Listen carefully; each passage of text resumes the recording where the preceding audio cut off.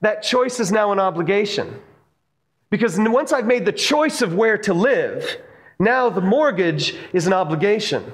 Once I've made the choice of what school to send my kids to, now the obligation to keep that tuition is an obligation. Once I've made the lifestyle choice, now my obligations grow. So I have this thing in my mind where I've got my obligations, then I've got the lifestyle, then I've got a little bit of luxury. But every time I keep moving up. Listen, when I was a kid, my mom bought us beans and rice, and we thought that was cool. We thought it was fun to have a plate of rice with beans on it and cheese all over the top. That was awesome. We thought that was amazing. It was one of our favorite dishes. And now I realize that's cheap stuff. My tastes have changed. And so since my tastes have changed, my obligations have grown higher. And now my income doesn't even meet my obligations. And if you're in this position today, you do not feel rich. I'm certain that you don't feel rich. And all of us in this room know the solution, at least one possible solution. It's, I just need to get more money. If I could get my income to be higher than my obligations and my lifestyle, and even have a little bit of luxury thrown in there, if I could get my income higher, then I would feel rich. That's why everybody thinks they need twice their income. Because I, like any goldfish, am going to grow to the size of my bowl. And if my income bowl is a certain amount, I'm going to grow my lifestyle to the maximum of that plus a little bit of credit, however much credit I feel like I can tolerate, and then I'm not going to feel rich anymore. And in order to feel rich, I'm going to need to double my bowl. Listen, if being rich were about money, those with more would feel it more. Being rich is not about money. It's about the gap. It's about the margin between what I have and what I demand. So, what does the Bible have to say about this? Well, before we look at the Bible, I want to share with you one more set of blanks I'd like for you to fill in. Simply this: because we don't feel rich, we waste a lot of energy trying to get rich. Because we don't feel rich, we waste a lot of energy trying to get rich. And the Bible talks directly about this. In 1 Timothy chapter 6, if you're using the Bible we passed out, it's on page 831. But in 1 Timothy chapter 6, it says this: those who want to get rich fall into temptation and a trap, and into many foolish and harmful desires that plunge people into ruin and destruction.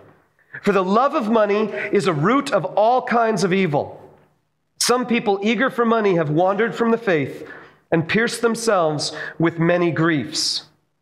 What this passage is trying to show us is that the desire for money is the leading edge of grief. The desire for money is the leading edge of grief.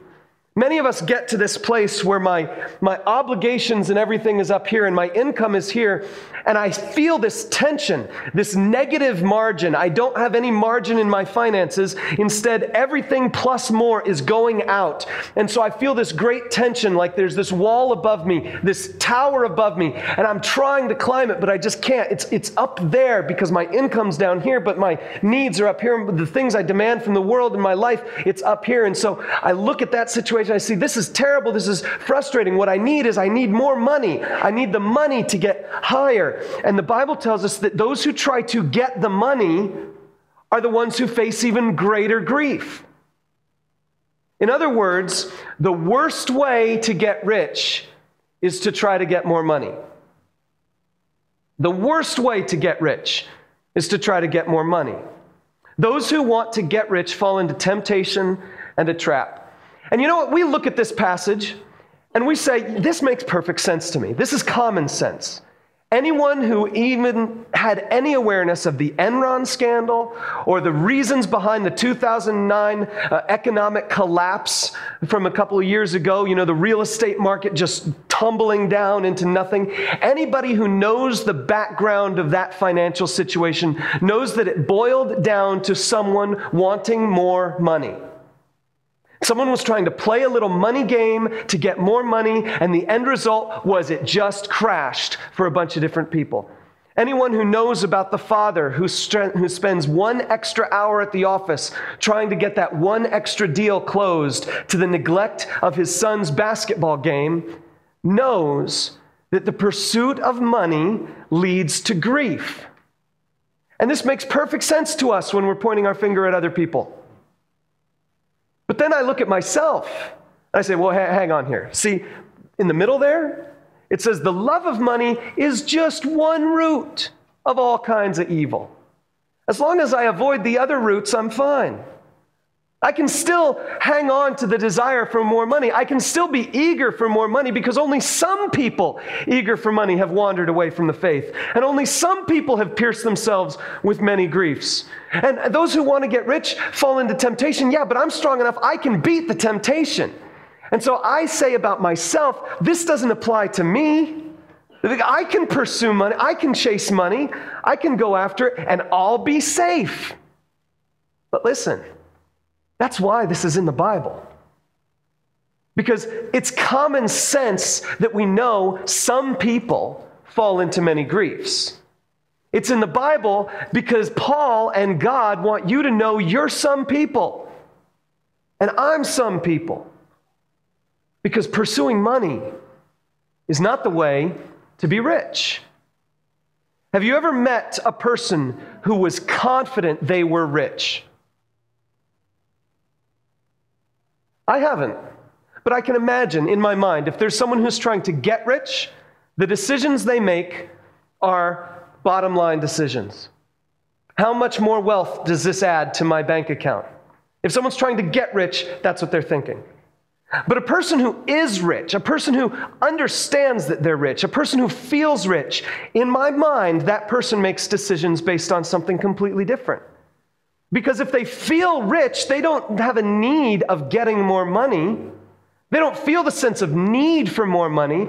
Instead, they feel like they have enough. And their decisions are now based on what benefit it brings to themselves, to the people around them, to a cause they care about. See, if you could get to a place where you are rich, it wouldn't be about needing more money. So, is there some way that God has set up for us to feel rich, for us to be rich? And as a matter of fact, there is. It's in the same passage. We just haven't read it yet. Go back a few verses to verse 6, and you're going to see this. It says, "But godliness with contentment is great gain." Godliness with contentment is great gain. Now, this verse comes right on the heels of verse 5. It's not printed on your note sheet. If you've got your Bible, you can read it there, but I'll just summarize. What Paul is saying is he's talking to Timothy. He's writing Timothy instructions on how Timothy should establish the church in Ephesus. Timothy's a pastor, and Paul says, what you need to do as a pastor is you need to establish leaders in this church, leaders who are responsible people. And one of the kinds of leaders you need to watch out for is the leader who thinks that godliness is a means to financial gain. That's how verse 5 ends. He says, those people who are messed up, who don't understand the teaching of Jesus, think that godliness is a means to great gain. And as a matter of fact, there are people of us in this room, and I sometimes fall into the same category, where I believe godliness is a means to financial gain. For example, we're doing this class, the Financial Peace University class, and it's based on biblical principles. How do you live in God's will with regard to your money? And some people are going to take this class because they heard me earlier mention that $8,000 thing. And they're going to take the class and they're going to say, I'm going to find out God's way of handling money so that I can get rich, so that I can have more money. I'm going to be godly for the financial gain. But that's not what Paul is talking about. Paul says there's a different perspective you can take. You can be godly and content. And if you could reach that line, if you could cross that line, that's great gain. That's truly being rich. Check this out. I kind of redesigned the chart a little bit to reference this. Let's see if we can get to it. Godliness with contentment. It's not coming. Try again.